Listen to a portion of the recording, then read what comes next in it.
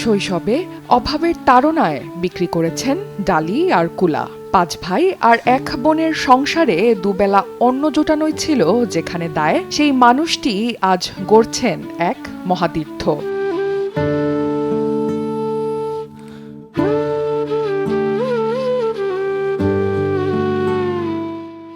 কোনো বড় বাজেট বা সরকারি অনুদান নয়, ভক্তদের দেয়া খুচরো পয়সায় 40 কোটি টাকা ব্যয়ে নির্মাণ করেছেন বিশাল এক মন্দির কমপ্লেক্স। আকাশ ছোঁয়া ভক্তি আর পাহাড়সম বিশ্বাস। গাইবান্ধার পলাশবাড়ির মধ্যরামপুর গ্রামটি এখন আর সাধারণ কোনো জনপদ নয়। এক সময়ের পরিত্যক্ত 400 বছরের পুরনো জরাজীর্ণ মন্দির চত্বর এখন অভাবনীয় এক রূপান্তরে সেজে উঠেছে। আর এই রূপান্তরের জাদুকর হরিদাস বাবু। শৈশবের চরম দারিদ্রতা দমিয়ে রাখতে পারেনি হরিদাসকে। কঠোর পরিশ্রম আর সততায় নিজের স্বপ্ন সত্যি করেছেন তিনি। মাত্র 35,000 টাকা নিয়ে শুরু করেছিলেন শ্রী শ্রী রাধা গোবিন্দ ও কালী মন্দির নির্মাণের কাজ। আজ যা ছাড়িয়েছে 40 কোটি টাকার অঙ্ক। আমরা 5 ভাই ছিলাম, আমার বোন ছিল একটা। আমরা প্রতিদিন দেখা গেছে ডালিগুলা বানাইতাম, বিক্রি করতাম, এবং বাবা বিভিন্ন গ্রামে সেই মানুষের সহযোগিতা নিয়ে এসে আমাদেরকে করছে। আমি পড়াশোনা করছি এবং ঢাকা শহরে প্রত্যেকটা জায়গায় আমি কাজকর্ম করেছি। যখন ব্যবসা করেছি, ব্যবসার মধ্য দিয়ে যেটুকু সম্পদ অর্জন করেছি, এইটুকু সম্পদ আমি আমার ভগবানের কাছে বিলিয়ে দিলাম এবং সকল সনাতনীদেরকে নিয়ে যে তীর্থভূমি করার যে প্ল্যান, এইটা এই কষ্টের মধ্য দিয়ে আমি এটা প্রতিফলন ঘটাচ্ছি। কোনো জমানো তহবিল নয়, বরং সাধারণ মানুষের 1 টাকা, 5 টাকা আর 10 টাকার ক্ষুদ্র অনুদানই হয়ে উঠেছে এই মহাযজ্ঞের জ্বালানি। আসলে এটা যেহেতু অনুদানের টাকা, সকল সনাতনীরা 10 টাকা, 5 টাকা, 1 টাকা সহকারে এই পর্যন্ত প্রায় 40 কোটি টাকা ওভার হয়ে গেছে। এটা হচ্ছে অনুদানের উপরে নির্ভরশীল। এটা কোনো বাজেট নেই আমার কাছে, যা আসবে তাই খরচ হবে। এখানে কোনো ধরনের পুঁজি করার কোনো চিন্তা ভাবনা নাই যে আমার অনেক টাকা আছে এটা খরচ করব।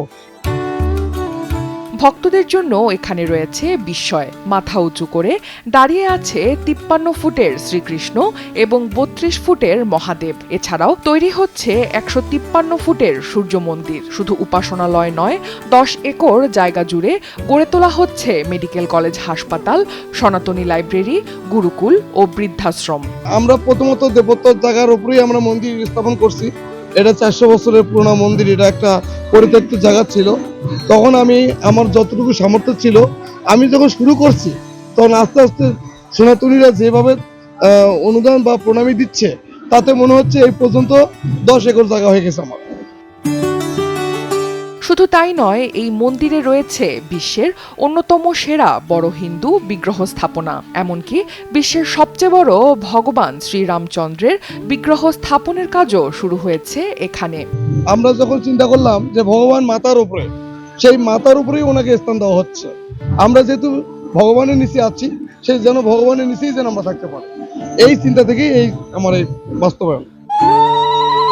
রোজ এখানে পুজো হয়, ধর্ম বর্ণ নির্বিশেষে সবাইকে খাওয়ানো হয় সকাল, দুপুর কিংবা রাতের খাবার। আর এই সমস্ত কিছুই পরিচালিত হচ্ছে ভক্তদের দেয়া প্রণামীর টাকায়। যদি পয়সা দিয়ে নিচ্ছেন, প্রণামী দিয়ে নিচ্ছেন, পেটটা ভরে খাবেন। যদি 1 বার লাগে, 3 বার লাগে, 4 বার লাগে নিতে পারেন, কারণ কি আপনারা পয়সা দিয়ে নিচ্ছেন। আর যেহেতু প্রসাদের মান যাতে ভালো হয়, আমরা যার সহিত বলি ভগবান যেন আপনাদের সবাই শান্তিমতো। এদিকে প্রতিদিন দূর দূরান্ত থেকে হাজারো মানুষ আসছেন হরিদাসের এই কর্মযজ্ঞ দেখতে। তার অটল বিশ্বাস, মহান সৃষ্টিকর্তার আশীর্বাদে এই পবিত্র ভূমি একদিন পরিণত হবে মহান তীর্থস্থানে। মায়ের জল পারে, মায়ের চরণ দিয়ে মায়ের মুখটা দর্শন করা, এটা সবচেয়ে ভালো লাগছে। নিজের কষ্টার্জিত পুঁজি থেকে মাত্র 35,000 টাকায় শুরু করা মন্দির নির্মাণের কাজ আজ প্রায় 40 কোটি টাকায় রূপ নিয়েছে। হরিদাস বাবুর এই স্বপ্নযাত্রা প্রমাণ করে সৎসাহস আর দৃঢ় সংকল্প থাকলে সাধারণ মানুষও রচনা করতে পারে অসাধারণ ইতিহাস। অনন্যা দাস, সময় সংবাদ।